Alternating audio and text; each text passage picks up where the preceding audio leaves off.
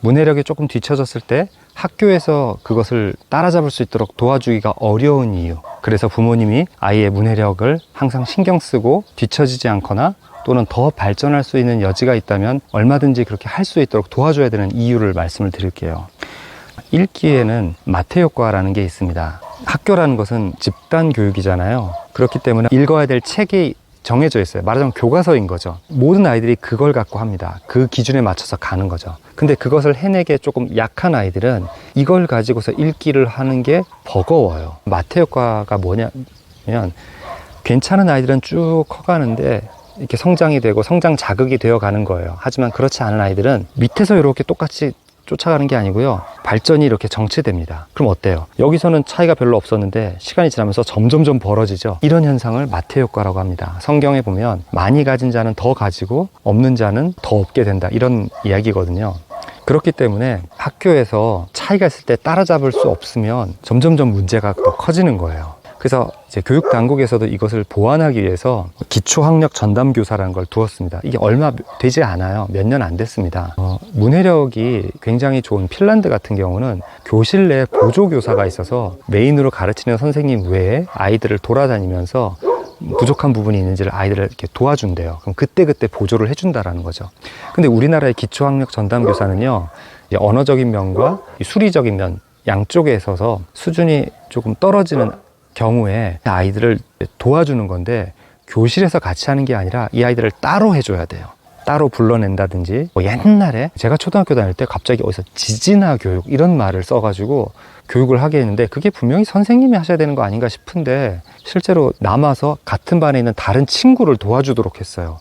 그러니까 되게 민망했어요. 그래서 이거를 제가 되게 분위기 좋게 하려고 노력을 했는데, 초등학생이잖아요. 근데 그때 친구들이 저한테 이렇게 얘기했어요. 너는 참 기분 나쁘지 않게 해준다고. 그래서 제가 왜? 다른 애들은 그래? 그랬더니 딴 애들은 좀 이거 왜 못하냐 뭐 이런 식으로 얘기를 한다고 그랬어요. 그래서 그때 되게 제가 놀랐거든요. 아니 어떻게 같은 반 친구를 가르쳐 주는데 이렇게 말을 하지? 그랬었습니다. 자, 어쨌든 편안하게 가르쳐 주니까 기초학력 전담교사가 필요한데, 이게 또 문제가 있어요. 첫 번째로 협조가 잘 안 된다라고 합니다. 대학원에서 만난 선생님이 계신데 이걸 담당하시는 분이 두 분 계세요. 초등학교에서 기초학력 전담교사를 하고 계시고, 또 한 분은 담당하시는 부장을 맡고 계세요. 중학교 교사입니다. 국어교사로 한 16년, 17년 경력을 갖고 계세요. 근데 중학교 같은 경우야 뭐 과목을 따로 가르치니까 문제가 없겠지만, 초등학교 같은 경우는 담임 선생님의 반의 아이를 내가 케어한다라는 게 굉장히 약간 노터치, 오지마, 이런 분위기가 있대요. 교육당국에서 정책을 마련해 놨지만 이것을 실행하기가 어려운 거예요. 자, 이런 문제가 있고요. 두 번째로 뭐냐면, 이렇게 기초학력 전담교사를 맡으신 분들의 전문성입니다. 방금 말씀드렸던 동료 연구자 중에 교사이신 분들이 이런 걸 위해 정말 많이 애쓰세요. 이걸 하기 위해서. 그래서 따라잡기, 읽기 따라잡기 이렇게 말을 하더라고요. 그래서 거기에 관련된 책들이 있어요. 거길 보시면요, 교수님하고 같이 교사들이 이걸 수없이 시행착오를 겪어가면서 시도하고 그 시도한 기록들인 거예요. 그러니까 많은 경험과 이론을 쌓아서 딱 제시해 주는 게 아니라 본인들도 애쓰고 노력하면서 이러한 시행착오를 참고하고 당신들도 연구해서 한번 해봐라, 이런 상태인 거죠. 근데 그런 분들도 있지만 이걸 맡았는데 이걸 도대체 어떻게 해야 되지?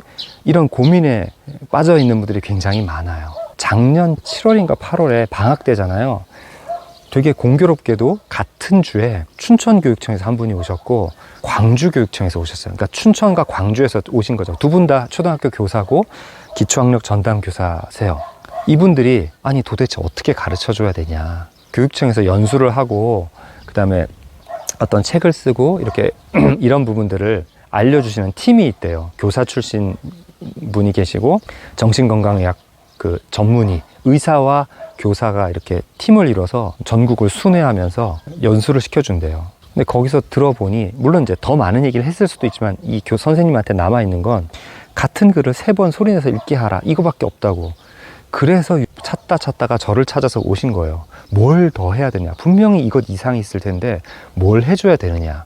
그러니까 전담 교사가 있는데 이분들에게 충분한 지식과 경험을 쌓을 수 있는 시스템이 아직 되어 있지 않고요. 그리고 그나마 그것을 전담해서 이걸 하기 위해서 노력하는 이분들에게 아이들을 맡기지 않는다라는 거예요. 또 하나 더 있습니다. 부모님도 그래요. 부모님에게도 저항이 있다라고 했어요. 내 아이가 뭐해? 그러니까 글을 읽기 힘들어 한다는 것이 학습장애라든가 굉장히 큰 하자가 있는 걸로 생각을 하세요. 세 번째 문제는 국어 교육학의 문제입니다. 이것은 어떻게 보면 그러면 선생님의 문제일 수도 있지만 선생님뿐만 아니라 어떻게 읽고 어떻게 국어를 잘 하게 만드느냐에 관한 사회 전반적인 지식이 국어 교육학의 한계에 연결되어 있다는 거죠. 그러니까 국어를 가르치는 학문은 국어 교육학이잖아요. 읽기를 가르치는 학문도 국어 교육학이고 읽기를 연구하는 학문도 국어 교육학일까요? 사람들은 그렇게 생각하고 있습니다. 자, 제가 읽기에 대해서 관심이 생겨서 이쪽 학문을 해야 되는가 하고 생각하고 국어교육학 논문을 굉장히 많이 읽어봤어요. 다들 겹치고 어디까지는 얘기하는데 그 이상이 없는 거예요. 그래서 아유, 왜 그러지? 왜 그러지? 이렇게 생각을 해보니 하다가 우연히 조금 글 읽기에 대한 다른 학문들을 접하게 되었습니다. 텍스트학이라는 게 있어요. 근데 이 텍스트학도 국어교육학을 연구하시는 분들이 많이 이렇게 접하신 분들이지만 이것도 글 자체에 머물러 있었거든요. 근데 그러다가 제가 뭔가를 읽어서 그런지 글 자체보다 글을 읽는 독자가 더 중요하다는 걸 깨닫게 되었고 그쪽으로 하다 보니 서울대학교에 있는 인지과학 안에서 언어심리학 쪽에 공부를 하는 게 맞겠다 싶어서 그쪽으로 나가게 됐습니다. 그렇게 하다 보니까 사실은 국어교육학이라는 것도 어쨌든 모국어를 습득하는 거고 언어를 습득하는 것에 대한 학문이잖아요. 그래서 국어교육학이라는 게 우리나라에 설치가 됐던 시기가 있는데 그때 학문이 무엇을 참고했냐 했더니 그 전까지 있어 왔던 인지심리학을 참고한 거예요. 인지심리학에서의 언어 연구를. 근데 문제는 그리고 나서 그럼 그게 뿌리가 거기에 있다면 계속해서 그것을 찾아 써야 되잖아요. 그걸 안 한 거예요. 우리는 국어교육학자지 심리학자나 인지심리학이 아니야 라고 해서 학문 간에 어떤 울타리를 딱 세워가지고 해놓으니까 국어교육학 교수님들이 쓴 논문이 다 거긴 거예요. 그 이상을 못 나가요. 근데 국어교육학이라고 하는 건 교육하는 학문이기 때문에 읽기가 어떻게 이루어지느냐, 뭘 하면 뭐가 바뀔 때 읽기를 더 잘하게 되느냐, 그쪽은 사실은 연구하지 않고 교실에서 어떻게 교육하면 잘 읽게 되더라 이런 것들을 해요. 근데 그런 근본적인 부분들, 말하자면 생리학 연구가 더 발달해야 의술이 발달할 수가 있잖아요.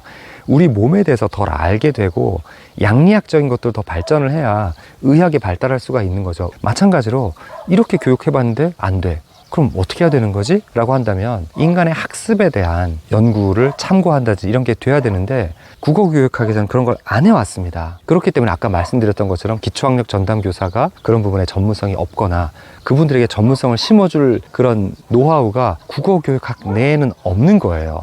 자, 그런데 다행스럽게도 국어교육학 안에서 국어교육학을 넘어선 학문을 접하고 계신 분들이 있어 왔어요. 아주 소수, 극하게 소수. 누구누구 말씀드릴 수는 없지만 계셨어요.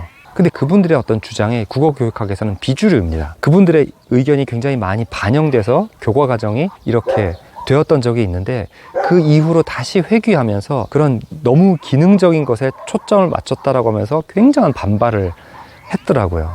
그리고 그분들도 잠깐 그런 부분들을 접하신 거지 그 부분을 계속 연구하신 것은 아니에요.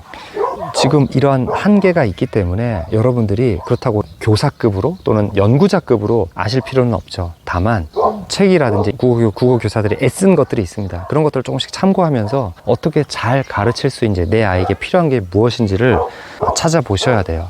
학교에서 현재까지도 해결해 줄 수 없으니까 혹시 내 아이에게 보완해야 되고 보충해 줘야 될 게 있는가, 또 내 아이가 더 쭉 잘 나가기 위해선 뭐가 필요한가, 이런 것들을 여러분들이 공부를 하시는 게 필요하고 거기에 도움을 드리기 위해서 제가 이 채널을 시작했습니다.